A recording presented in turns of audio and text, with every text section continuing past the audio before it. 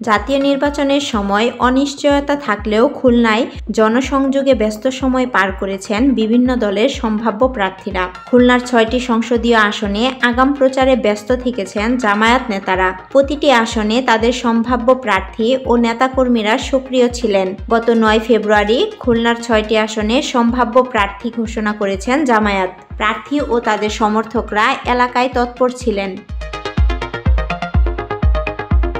খুলনায় 1 আসনে হিন্দু সম্প্রদায় অধ্যুষিত বিগত সব নির্বাচনে আওয়ামী লীগ নেতারা জয়ী হন। এই আসনে অতীতে নির্বাচনে অংশ নেয়া জেলা বিএনপির সাবেক আহ্বায়ক আমির এজাজ খান তৎপর রয়েছেন।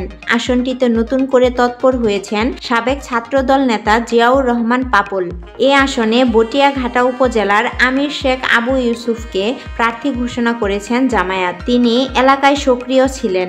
এদিকে এনসিপির যুগ্ম মুখ্য সমন্বয়ক ভীমপাল্লী ডেভিড রাজু প্রার্থী হবেন শোনা গেলেও নির্বাচনী এলাকায় তার পক্ষে তৎপরতাও চোখে পড়েনি। খুলনা 2 আসনে অতীতে নির্বাচনে প্রার্থী ছিলেন মহানগর বিএনপির সাবেক সভাপতি নজরুল ইসলাম মঞ্জু। পদ হারিয়ে তিনিও চাপে রয়েছেন। রমজান ও ঈদের সময় নির্বাচনী এলাকায় সক্রিয় ছিলেন তিনি। এ আসনে বিএনপির সাবেক এমপি আলী আসগার লবি রমজানে ইফতার ও ঈদের পোশাক ও খাদ্য সামগ্রী বিতরণ করেছেন।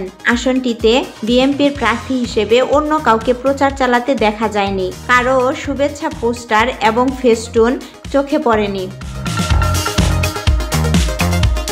খুলনা 3 আসনে বিএনপির প্রার্থী হিসেবে কেন্দ্রীয় ছাত্র বিষয়ক সম্পাদক রকিবুল ইসলাম বকুলের প্রার্থিতা অনেকটা চূড়ান্ত বলে মনে করেন নেতারা। রোজা ও ঈদে এলাকায় সক্রিয় ছিলেন বকুল। তার পক্ষে বিএনপি ও অঙ্গ সহযোগী সংগঠনের নেতারা ইফতার, খাদ্য সামগ্রী এবং পোশাক বিতরণ করেছেন।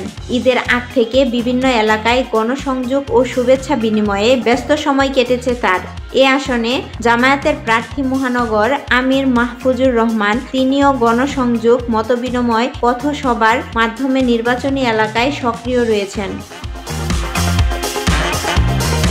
খুলনা 4 আসনে বিএনপির কেন্দ্রীয় নেতা আজিজুল বারী হেলালকে একক প্রার্থী হিসেবে দেখছেন নেতাকর্মীরা। রমজানের শুরু থেকে তার পক্ষে ইফতারি বিতরণ, উপজেলা ও ইউনিয়নে সভা সমাবেশ হচ্ছে।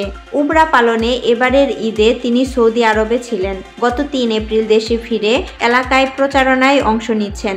আসনটিতে জামায়াতের প্রার্থী মাওলানা কবিরুল ইসলাম এলাকায় প্রচারণায় অংশ নিচ্ছেন। তার পক্ষে এলাকায় ঈদ শুভেচ্ছার পোস্টার, ফেস্টুন দেখা যাচ্ছে। খুলনা 5 আসনে জামায়াতের সেক্রেটারি জেনারেল মিয়া গুলাম পরওয়ার অনেক আগে থেকে প্রচার চালাচ্ছেন। তিনি এ আসনের সাবেক সংসদ সদস্য। আসনটিতে প্রার্থী হতে প্রচার চালাচ্ছেন জেলা যুব দলের সভাপতি ইবাদুল হক রুবায়েত।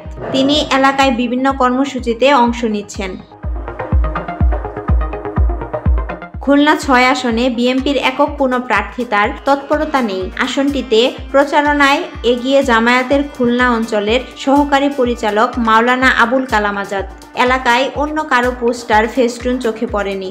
সম্প্রতি জিয়াউর রহমান ফাউন্ডেশনের বিভাগীয় আহ্বায়ক আমিরুল ইসলাম কাগজি সক্রিয় হয়েছেন।